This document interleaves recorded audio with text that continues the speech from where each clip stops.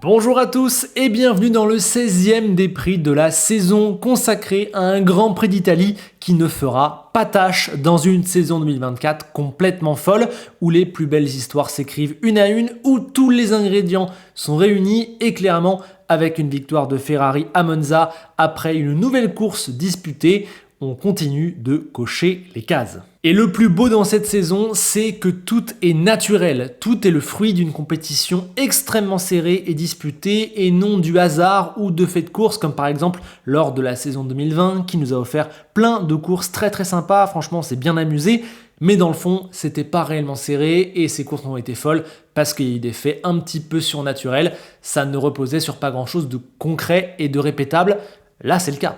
C'est même un petit peu l'inverse, puisqu'on n'a absolument aucun fait de course. On ne voit pas du tout la safety car cette saison, je crois qu'elle n'est pas sortie là depuis 5 ou 6 courses. Il n'y a eu qu'un seul accident entre les gros en 16 courses, il n'y a aucune erreur qui provoquerait un fait de course qui relancerait artificiellement la course, il n'y a pas de souci mécanique qui changerait absolument toute la phase du Grand Prix, parce qu'aujourd'hui les voitures sont devenues absolument impossibles à briser, et malgré ça, on se régale. Le scénario est différent tous les week-ends, jamais la course n'est écrite après la qualif, on s'est encore fait surprendre ici à Monza. On a 7 vainqueurs différents, dont 4 avec au moins 2 victoires, toutes les équipes sont dans le coup, elles alternent, elles reviennent, elles repartent, c'est vraiment absolument incroyable. La course au développement est dingue, c'est délirant. La stratégie, elle est en plein cœur des courses et ça, c'est génial. Tout comme la performance des pilotes qui fait vraiment la différence. Chacun à leur tour, ils ont eu l'occasion de faire leur différence. Et en bonus, on a un suspense absolument incroyable après 16 courses et à 8 courses de l'arrivée. Un suspense incroyable dans les 2 championnats. Non, franchement, c'est trop, c'est une folie et c'est mieux qu'espéré, même dans nos rêves les plus fous. Voilà, c'est dingue. Et maintenant, on va essayer de débriefer cette course, cette réalité-là, le Grand Prix d'Italie, avec cette question. Comment Charles Leclerc a-t-il gagné ? Repartons de la qualif où McLaren a semblé continuer sur sa lancée de Zandvoort en assommant les autres équipes puisqu'elle a pris la première ligne et ce malgré un dernier tour de Q3 de Lando Norris qui n'était d'après ses propres dires absolument pas parfait. Donc clairement ils étaient devant, ils avaient même un petit peu de marge. Avec cette première ligne et très clairement la voiture du moment sur toutes les pistes, ils avaient largement les cartes en main, surtout que Norris reste en tête cette fois au premier virage, devant Piastri, et que Russell, qui était troisième, sort de l'équation. Il se fait un petit peu tasser par Oscar, il est déventé au freinage, et pour éviter de bloquer les roues et d'emporter l'Australien, il doit passer dans l'herbe, dans l'échappatoire, il ressort très loin avec un aileron cassé. On se dirige alors avec une bataille face au Ferrari, mais les deux McLaren sont parfaitement placés, jusqu'à seulement le 4e virage, où Piastri attaque Norris par l'extérieur avec beaucoup d'autorité. C'est Lando qui lâche pour éviter le contact, il laisse la première place, et c'est tellement tendu que Leclerc le passe même au virage suivant. Et là, on tient pour moi l'erreur originelle de McLaren hier. Pourquoi n'y avait-il pas de consigne entre les deux pilotes ? Pourquoi prôner l'égalité parfaite au détriment du bon sens ? Pourquoi faire semblant qu'il ne joue pas le championnat pilote avec Lando Norris ? Pourquoi compliquer la vie justement de Norris alors qu'il a une chance et qu'il est plus performant 90% du temps ? Je ne comprends pas ce mantra des deux pilotes numéro 1 que n'arrête pas de nous répéter Brown et Stella. Pour moi, ça ne marche pas, ça n'a pas de sens car les classements, les statuts et les performances des pilotes sont tout sauf égales. Cette obsession à ne surtout pas les traiter un petit peu différemment est contre-productive et crée des précédents.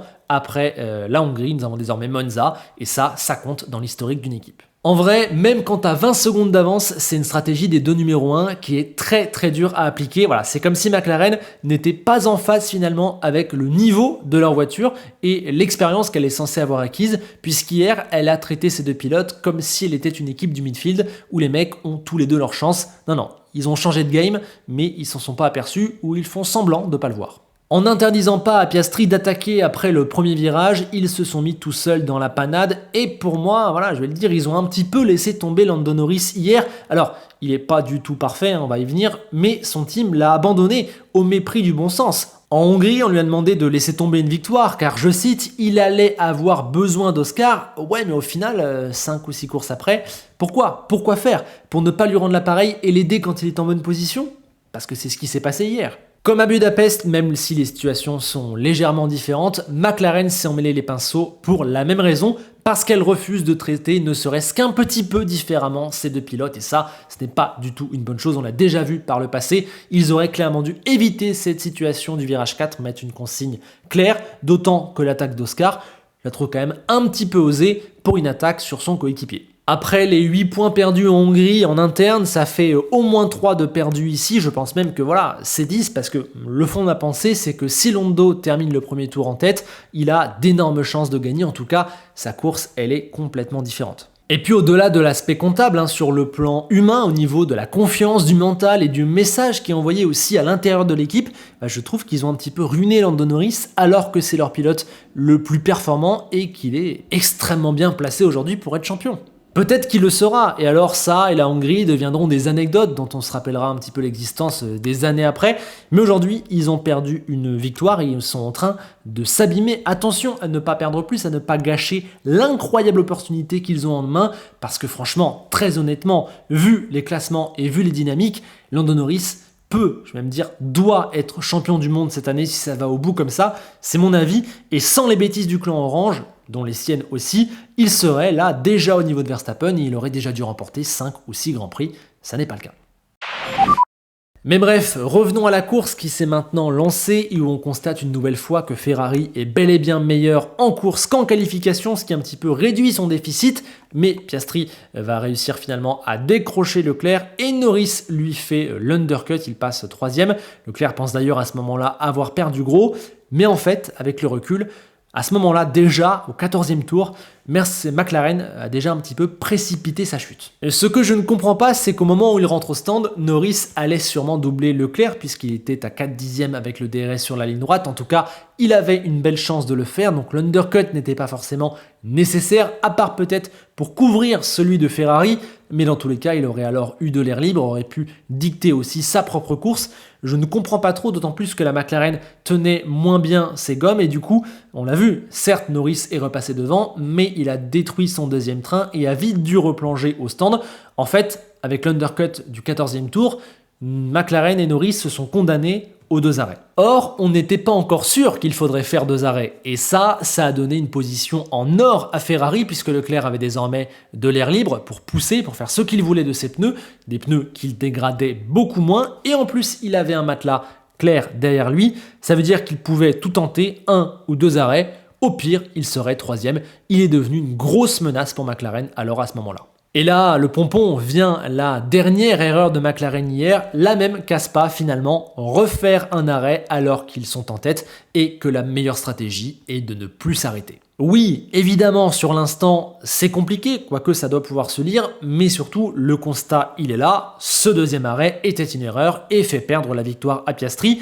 Surtout, ce que je ne comprends pas, c'est pourquoi ils n'ont pas plus attendu. Peut-être que Piastri allait finir par dégrader et être en perdition, mais il était devant Leclerc, il contrôlait, en plus l'écart était stable et confortable, je crois que c'était aux alentours de 6 secondes, et en plus, Lando Norris, lui, était déjà lancé sur la stratégie à 2 arrêts. Tu avais en fait la voiture qui menait le Grand Prix sur les 1 arrêt et la voiture qui menait le Grand Prix sur les 2 arrêts, comme Mercedes à Spa. Mercedes, elle, a gagné, avait fait doubler avant l'erreur. C'est là qu'on voit aussi la différence entre les deux équipes. Pour moi, ils ont fait la course de Piastri et son deuxième arrêt en pensant à la course de Lando Norris. Soit par pure erreur, soit en négligeant totalement Ferrari dans l'équation pour la victoire, ce qui est possible, soit, et c'est plutôt ma thèse, en ayant simplement peur de favoriser ou de défavoriser l'un ou l'autre de ces deux pilotes, ce que Mercedes n'avait encore une fois pas eu peur de faire à Spa. C'est Russell qui avait fini devant alors qu'Hamilton était premier toute la course. Ouais, mais c'est comme ça, c'est pour l'intérêt de l'équipe. Ils ont fait les deux stratégies, ils avaient la victoire dans les deux cas. Ils ont osé faire un choix dur. McLaren, elle, n'a pas fait ça et a eu peur. La preuve, pour moi, c'est que lorsqu'ils arrêtent Piastri, il ressort juste devant Max et Lando. Et je pense qu'ils ont calculé son arrêt et donc sa course sur ça, là-dessus, et donc sur Lando Norris. Et c'est une erreur de plus. En vrai, hier, McLaren a fait 2 courses en une, 2 courses pour 2 pilotes, au lieu de faire 2 courses pour une équipe. Et voilà, après le deuxième arrêt, Oscar devait combler 19 secondes en 16 tours, c'était beaucoup. Alors au début ça allait, il avait un rythme largement suffisant, il est resté bloqué un demi-tour derrière Sainz, mais franchement ça allait, ça restait dans les temps. Et puis, il a calé aux alentours de 9, 8, 7 secondes de retard. Les courbes, finalement, ne se sont pas croisées alors qu'on pensait au début que ça pouvait le faire, puis que ça se jouerait dans les derniers tours. Finalement, non. Ça a tenu pour Leclerc. Et donc il faut absolument saluer la masterclass tactique de Ferrari, une de plus, ils sont les seuls parmi les top teams à n'avoir fait qu'un arrêt avec les 2 voitures en plus. Ils sont ceux qui dégradent le moins et ceux qui ont lu le mieux, le plus correctement la course. Certes, le fait d'être 3e derrière les 2 McLaren et de n'avoir entre guillemets rien à perdre leur a rendu la tâche plus aisée, mais ils se sont mis dans ces excellentes conditions et ils ont provoqué les erreurs de McLaren et y ont parfaitement réagi. On saluera également leurs évolutions qui fonctionnent et la remise en marche de l'équipe depuis le retour des vacances. Ils ont, on le voit, appris de leur période difficile, mis le doigt sur ce qui n'allait pas vraiment, sur leurs défauts. Ils comprennent mieux leur machine et ils se remettent à maximiser, à être calmes, à faire les bons calls, à être ce Ferrari de Vasseur bien aspiré, comme il l'était sur la toute première partie de saison. Sans parler également de l'excellente communication radio avec les pilotes, je vous invite à aller revoir les 10 derniers tours avec Charles Leclerc. La communication radio, elle est souvent moquée à tort chez Ferrari, comme c'est le cas pour les stratégies ou les arrêts, 2 domaines dans lesquels Ferrari aussi est très forte. Et puis Leclerc, évidemment, lui aussi a été très fort, parfait même. Déjà, il a réussi à prendre la 4e place sur la grille, très importante, pour seulement 6 millièmes en qualification. Il fait un bon départ, il passe Lando Norris avec les 2 roues dans l'herbe, et ensuite il est le seul à suivre le rythme des McLaren, et il mène la course parfaite, évidemment, surtout à la fin. La gestion des gommes, la stratégie, le sang-froid, voilà, c'est absolument parfait. On rappelle qu'il s'est arrêté au 15e tour et qu'il a été jusqu'au 52e avec ses hards. Exceptionnel. Et on revient à ce qu'on disait au début, les pilotes font la différence dans l'obtention des victoires. Hier, c'était Leclerc. Voilà qui vient récompenser une excellente saison de sa part et qui confirme plus que jamais qu'il a ce truc spécial. Sa joie et celle de l'équipe ici à Monza faisait plaisir à voir. C'est pour des moments d'émotion comme ça qu'on suit la F1, entre autres. Et pour finir sur Ferrari, quand à cette perfection tu ajoutes l'excellent Carlos Sainz, tu es juste comblé. Alors oui, il n'y a pas de podium et il y a un vrai écart avec Leclerc, même s'il est causé en partie par ce premier arrêt qui a été un petit peu plus tardif. Mais voilà, il est 4e tous les week-ends, seulement pour 6 millièmes en qualification, ce qui est quand même une sacrée perf par rapport à Leclerc. Derrière, il est capable de retenir Hamilton tout le Grand Prix, il est proactif sur la stratégie, il est beau joueur à l'arrivée, il prend un gros total de points. Voilà. C'est un régal, merci Carlos Sainz, il manquera à Ferrari à sa manière. De l'autre côté, McLaren malheureusement retombe dans ses travers. On comptera en fin d'année le nombre d'erreurs et de victoires perdues. Ils n'en ont que 3. Je pense sincèrement qu'ils devraient déjà en être à 7 ou 8 certainement. Encore une fois, c'était pour eux hier et ils l'ont laissé tomber 2 fois, de 2 manières. Déjà en ne mettant pas de consigne d'après moi et ensuite en lisant la course totalement de travers. Mais attention, n'exonérons pas Lando Norris de sa responsabilité. Alors cette fois, il prend un bon départ, enfin, alors qu'il part de la pole et il n'y est pas pour grand chose au niveau du virage 4 où il a même plutôt une bonne attitude puisque c'est lui qui mine de rien évite le crash entre les 2 McLaren. Mais un champion, puisqu'il veut devenir champion, un champion doit gagner la course hier. Hier, il doit reprendre 16 points à Verstappen, pas 8. Ça coûte trop cher. McLaren ne l'a pas aidé, on l'a vu très largement dans le début de ce déprix, mais son Grand Prix, il est bourré de petites imprécisions, de petites erreurs. Il gère très mal ses gommes. Il est aussi à 2 doigts de l'excès de vitesse en rentrant dans les stands. Et globalement, il est moins rapide que Piastri, même si ça ne se mesure pas, c'est un peu plus compliqué que ça. Enfin, franchement, il doit se mettre à l'abri de ce coéquipier qui est beaucoup plus jeune que lui, beaucoup moins expérimenté, qui n'a pas son statut et qui, globalement, la plupart du temps, est moins rapide que lui. C'est pas normal de l'avoir dans les pattes comme ça. Et à l'arrivée, il dit que Ferrari avait une meilleure voiture, voilà, qu'il ne pouvait rien faire. Soit il se trompe, soit il ment, soit il tente de minimiser ses fautes. Globalement, quand même, son caractère souvent me pose un petit peu question et je me demande s'il n'y est pas parfois dans certains de ses échecs. Certaines de ses réactions après les courses sont parfois un petit peu dures à comprendre, à lire. En tout cas, on constate qu'il n'arrive pas à s'imposer, que ce soit évidemment sur la piste ou même en interne. Et ça, ça fait mal. Piastri, lui, a sorti un week-end déjà extrêmement performant et surtout, il montre qu'il sait déjà très bien jouer avec l'espace qu'on lui donne. Voilà. Quand on lui donne, lui, il prend. Il n'y avait pas de consigne. Donc bah voilà, il a attaqué, et il a très bien attaqué, il a forcé la main à Norris, il a pris la tête, et il aurait gagné sans l'erreur stratégique. Voilà, ça c'est du Oscar Piastri, qui pourtant n'a qu'une petite quarantaine de grands prix dans les mains en Formule 1. Je trouve que ça et son dépassement, ouais, son côté un peu égoïste, sans avoir trop l'air d'y toucher, ça montre déjà tout son talent, mais aussi son sang-froid, son intelligence, son audace, et aussi tout ce dont Lando Norris va bientôt devoir se méfier à chaque course lorsque Piastri aura son rythme vraiment tout le temps, tous les week-ends, partout.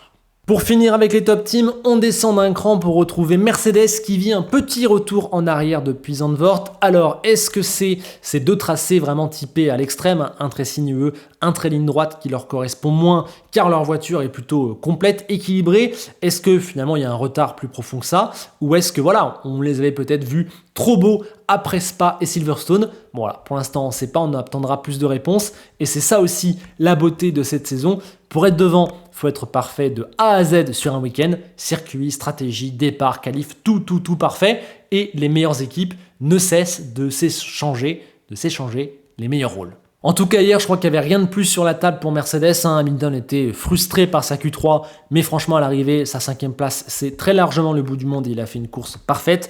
Russell lui a fait une top qualif, surtout si on considère le retard à l'allumage forcé auquel il a eu le droit, notamment le vendredi. Et après, je trouve quand même qu'il a été malheureux au départ. Il est tassé puis coincé par Piastri. Il est obligé d'aller dans l'herbe.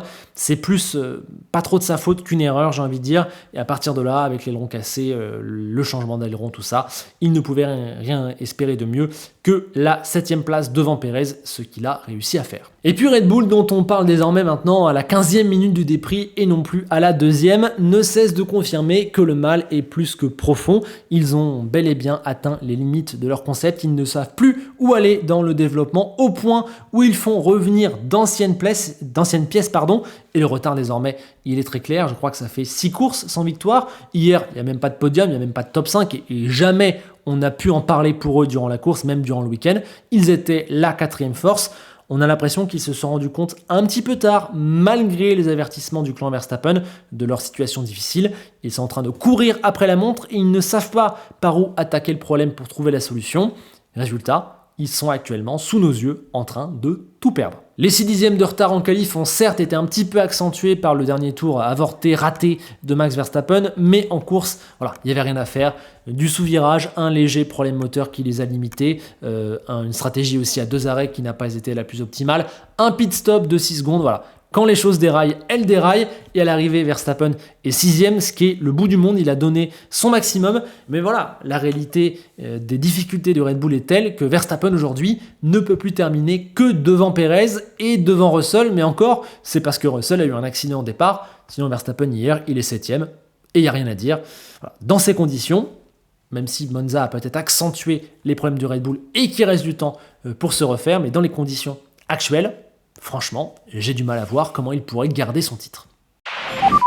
Derrière, dans le peloton, on a également eu le droit à une très belle course. Alors, elle a évidemment été plus dure à suivre, déjà parce qu'on ne les voit pas à la télé, de 2 parce qu'il y avait seulement 2 petites places disponibles, il y avait beaucoup de voitures et des stratégies différenciées. On va essayer de s'y retrouver parmi les 12 pilotes qui nous restent à évoquer. Alors déjà, de notre lutte aux 2 dernières places dans les points, on peut évidemment exclure les pilotes Sauber. Joe a encore une fois bien galéré et Bottas a encore fait de son mieux, mais sincèrement, aujourd'hui, même un rookie qui saute dans une Williams peut aisément devancer les 2 voitures vertes fluo. Il n'y a rien à espérer dans cette équipe. Justement, Colapinto, on va pas le considérer ici parce que vu sa position de départ, 18e, et les attentes nécessairement mesurées pour son premier Grand Prix, où on ne lui demandait pas de marquer des points, voilà, très clairement, il n'était pas dans cette lutte, même s'il s'est très bien débrouillé. On y reviendra en fin de vidéo. On oublie également Hülkenberg qui se fait tasser dans le premier tour par Daniel Ricciardo, ça casse son aileron, il fait un arrêt très long, à partir de là, sa course est détruite, et puis après derrière, il fait une erreur face à Tsunoda au premier virage, il prend une pénalité. Dommage, il avait pris un départ je crois un petit peu compliqué, mais en se qualifiant 10e et vu le niveau de la Haas hier, je me dis que dans un jour normal pour lui, comme on l'a vu 80% du temps cette saison, il aurait sûrement pris la 9e place. On exclut donc aussi Tsunoda, qui a été mis hors jeu par Nico Hülkenberg, et on exclut aussi Ricciardo, qui a été mis hors jeu par sa pénalité prise au départ, mais aussi par son mécano qui a touché la voiture et lui a fait repurger une pénalité. Mais bon, de toute façon, pour Tsunoda comme pour Ricciardo, je crois que, encore une fois, ce qui est encore une fois bien décevant, Racing Bulls était un petit peu court. Et puis enfin, on n'a pas compté non plus Lance Stroll qui était absent ce week-end, voilà, qualifié 17ème, loin tout du long, il n'a jamais existé. Voilà, c'était un week-end compliqué pour Lance. Les Alpines, elles, ont bien espéré entrer dans les points, en tout cas, elles ont tout tenté, notamment en dépareillant la stratégie de leurs deux pilotes. Un très bon choix, malheureusement totalement insuffisant. Ocon a allongé son premier arrêt au maximum, mais n'en a pas retiré davantage sur la fin de course. Gasly a fait l'inverse, mais n'étant pas dans les points de base, il n'a rien gagné lors de l'arrêt et il était coincé trop bas. Voilà, il n'a rien pu faire de plus. Bref, voilà, je crois qu'il n'y a pas grand chose à dire, c'était pas le circuit pour Alpine, il n'y a pas vraiment de surprise. Ils ont tenté un petit peu tout et n'importe quoi et rien n'a marché. Ils ne pouvaient pas faire quelque chose de mieux avec ce qu'ils ont actuellement entre les mains et c'est bien ça le problème, ce qu'ils ont entre les mains. Alonso lui a encore dû composer avec une Aston qui est un petit peu sur le reculoir, hein, 11e en course, 11e en qualif, pas vraiment de vitesse de pointe, en tout cas pas assez, 2 arrêts plutôt qu'un, c'était trop court pour tenir et retenir les gars autour de lui, au final il échoue seulement à 2 dixièmes du dernier point. Cela ajoute à la saison morose d'Aston Martin, ils ont une certaine constance, hein, ils sont toujours là, il n'y a pas vraiment de grosses catastrophes, mais ils n'excellent jamais vraiment, il y a toujours une Haas, une Williams ou une Alpine pour aller les embêter. Et dans tous les cas, ils sont extrêmement loin de leurs ambitions et ça restera une saison où il se sera passé beaucoup plus de négatifs que de positifs. Et donc c'est Alexander Albon qui fait sa 3e entrée dans les points de la saison, qualifié 9e, il termine à la même position mais avec une course qui a beaucoup bougé, il a fait un arrêt, bravo, bonne stratégie, et à la fin il a réussi par battre Alonso et à bénéficier de la pénalité de Magnussen dont on va parler dans un instant. Bien joué, tout ça au volant d'une Williams retrouvée depuis quelques courses, hein. Heureuse de pouvoir retrouver un circuit où elle peut rouler extrêmement déchargé, ce qu'elle adore, mais une Williams qui bénéficie aussi de la bonne amélioration de Zandvoort. On n'avait pas pu la constater pleinement puisqu'Albon avait été disqualifié, mais voilà, visiblement ça a l'air de bien marcher, en tout cas, ce sont 2 points précieux pour l'équipe. Et donc on a Magnussen dans les points, à la 9e place sur la piste, puis à la 10e ensuite. C'est rare et c'est au profit d'une Haas incroyablement rapide hier, notamment en ligne droite. C'est pour ça que je disais, il y a vraiment des regrets concernant Hülkenberg. À la base, je pense qu'ils auraient pu faire 9 et 10. Magnussen, lui, en tout cas, a réussi sa course. Il a fait qu'un arrêt, il a été chercher ce qu'il faut. Mais malheureusement pour lui, il y a cet incident en tout cas, avec Gasly. Pour moi, ça mérite bien pénalité. Il ne maîtrise pas totalement son véhicule, hein. Preuve en est la vitesse avec laquelle il arrive et le blocage de roue. Il provoque le contact avec Gasly qui existe et il le pousse en dehors de la piste, comme Hülkenberg a fait avec Tsunoda. Et donc, il prend la même pénalité qu'Hülkenberg. Alors oui, Gasly et Magnussen peuvent tous les deux continuer. Il lui rend la place et ça joue. Mais bon, on est bien censé juger l'acte et non la conséquence. Et l'acte, pour moi, sur le papier, c'est pénalité. Il ne fallait pas attendre que Gasly abandonne ou ait des dégâts pour sévir, pas mettre, pousser dehors, pénalité. À mon sens, vous me direz si vous êtes d'accord, évidemment, comme sur tous les autres points de ce dépris, évidemment, eh bien à mon sens, le règlement sportif a été bien appliqué et du coup, ça y est, Magnussen a atteint son quota de points de permis. Il sera suspendu à Bakou et en vrai, pour moi, il n'y a pas de polémique, hein. Il a juste trop fait d'erreurs sur les 12 derniers mois, dont certaines qui étaient vraiment très grosses et certaines qui étaient vraiment dangereuses. Alors oui, tout n'est pas parfait dans ce système du permis à points, mais Magnussen n'a pas été volé ici, il me semble. Il avait une épée de Damoclès depuis plusieurs mois. Il fait une erreur avec laquelle viennent 2 points de pénalité. Ça fait 12. Voilà, il ne sera pas à Bakou. Et s'il est le seul pilote à avoir été banni depuis que le système existe, ce n'est certainement pas que le système est trop dur, hein. Il ne punit pas des innocents. D'ailleurs, avant Magnussen, il n'avait jamais puni personne. Alors oui, il pourrait être mieux fait, plus intelligent, on l'a déjà dit, et il y a une petite part de malchance, d'injustice évidemment. Mais bon, voilà, clairement, la part de vérité, elle est largement plus grande dans l'affaire. Du coup, ce sera sûrement Birman dans la Haas à Bakou, et en fait, ce n'est absolument pas une mauvaise chose pour l'équipe. Déjà, il va faire son 2e Grand Prix en Formule 1, il va pouvoir apprendre en vue de la saison prochaine où il sera titulaire, c'est presque même une aubaine, ça fait des conditions réelles, et en plus, 90% du temps, Magnussen ne vise pas les points, il est largement moins performant que Hülkenberg, donc on perd pas grand-chose. Là, il marque un point, mais bon, il y a une petite erreur encore, et je le redis, si Hülkenberg avait été là sans s'être fait tasser par Ricciardo, je pense qu'il terminait devant, 9e, et donc que Magnussen terminait hors des points. Bref, évidemment, c'est de la science-fiction, mais tout ça pour dire que Franchement, ne pas avoir Magnussen dans la voiture, bah, ça change quasiment rien pour As de mon point de vue. Et puis pour terminer donc, félicitations à Franco Colapinto pour cette première très réussie. C'est jamais facile, c'est incroyable, mais il a été d'une propreté, d'une intelligence, d'une maturité et d'un calme assez bluffant. Alors on sait que Monza est un circuit plutôt idéal pour débuter, on le verra à Bakou, on le verra à Singapour, ce sera pas la même limonade, hein. Les circuits de fin de saison sont assez compliqués et De Vries est la preuve que Monza peut être un trompe-l'œil.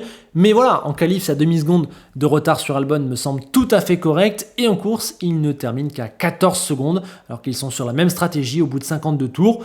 Franchement, c'est très bien. En fait, cet écart-là, le samedi et le dimanche, c'était en gros ce que faisait Sargent dans ses bons jours. Et à l'arrivée, il est frais, et je ne sais pas si vous avez vu, il arrive sur le plateau de la F1 TV, il a l'air nickel, il fait une petite blague à Davide Valsecchi. Alors moi je le redis, je l'ai dit dans la vidéo sur Antonelli sortie samedi, je suis choqué par la manière dont cette nouvelle génération est extrêmement naturelle, extrêmement fluide, à quel point tous les éléments lui paraissent absolument naturels. Voilà, on va voir, on va pas tirer de conclusion tout de suite sur Colapinto, mais c'était très bien. On a hâte de voir la suite de son développement. La mission, elle est claire, c'est de faire une Lawson l'an dernier et de devenir du coup le 3e homme de Williams, clairement à temps plein. Allez, un petit point sur les classements. Lando Norris a désormais 64 points de retard sur Max Verstappen. C'était quasiment 80 avant Zandvoort. Ça se réduit, mais je pourrais pas m'empêcher de penser que ça devrait être 55. C'est pas la même. Leclerc, lui, consolide sa 3e place et il n'y a pas de changement dans le top 10 où les écarts sont un petit peu faits désormais, même si ça pourrait bientôt bouger. Et au constructeur, en revanche, c'est très intéressant puisque Red Bull est bel et bien sous la menace de 2 équipes. On l'a dit la semaine dernière, Ferrari n'est pas loin. McLaren n'est plus qu'à 8 points. Elle devrait passer devant très certainement à Bakou et Ferrari n'est qu'à 39. On va voir, les choses peuvent encore se jouer. En revanche, pour Mercedes, avec les 2 dernières courses compliquées, c'est un peu la douche froide. Les ambitions de podium s'éloignent un petit peu. Et sinon, on a 2 mauvaises nouvelles pour Alpine. La première, c'est que Haas a repris 1 point et est à 15 longueurs. C'est quand même beaucoup à 8 courses de la fin. Et Williams, elle, revient à 7 unités.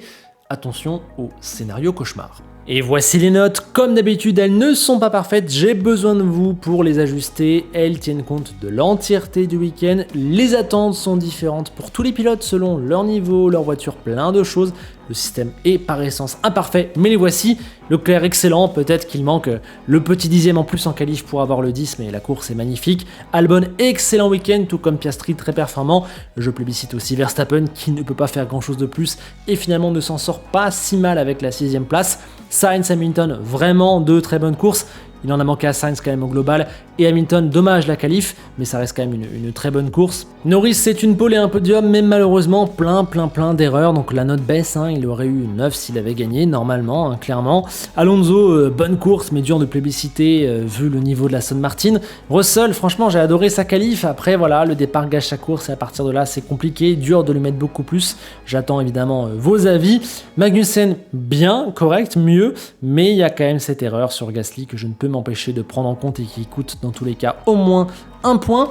Perez, c'était bien, c'était correct ici à Monza, généralement il s'en sort bien. Ocon, Gasly, trop dur à noter, tout comme Bottas. Ricciardo, lui, était en route pour une belle note, hein, sans son erreur du premier tour, il avait battu Tsunoda en qualif, c'était bien. Stroll, très compliqué. Hülkenberg, j'ai hésité avec non noté, c'est un peu sévère, 4, mais il y a quand même une erreur grosse face à Tsunoda et un mauvais départ qui avait peut-être un petit peu amputé ses chances, et Joe, c'est le pilote le moins performant de la grille. Quant à Tsunoda, non noté vu qu'il ne fait que quelques tours, mais attention, c'était pas terrible Yuki, tu t'en sors plutôt bien, et j'ai mis un 8 pour Colapinto, mais pour l'instant, vous comprendrez bien qu'il est totalement injugeable par rapport aux autres.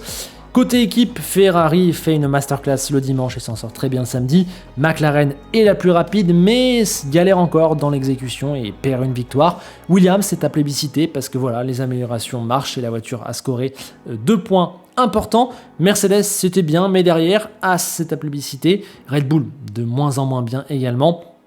Alpine et Racing Bulls trop court et Sauber juste dernier quoi. Et voilà qui conclut ce débrief. Comme d'hab, je vous attends en commentaire pour discuter de tout ça, la décision de ne pas mettre de consignes, les erreurs stratégiques de McLaren, la masterclass de Ferrari et de Leclerc, Red Bull, Mercedes, la bataille pour les points dans le peloton, Colapinto, le race ban de Magnussen, bref, je vous attends, on sera là pour en discuter. Pensez à mettre un like si la vidéo vous a plu, à vous abonner, vous ne le faites plus si jamais vous voulez suivre les prochaines vidéos. Et on se quitte avec Enzo Ferrari qui est fier, extrêmement fier, de pouvoir rajouter un 20e trophée dans son armoire à victoire de Monza. Et oui, ça fait 20 succès pour la Scuderia là-bas. Tous les pilotes qui ont gagné en rouge ici sont des légendes et Leclerc désormais a 2 victoires en rouge ici. Seul Michael Schumacher fait mieux. À bientôt.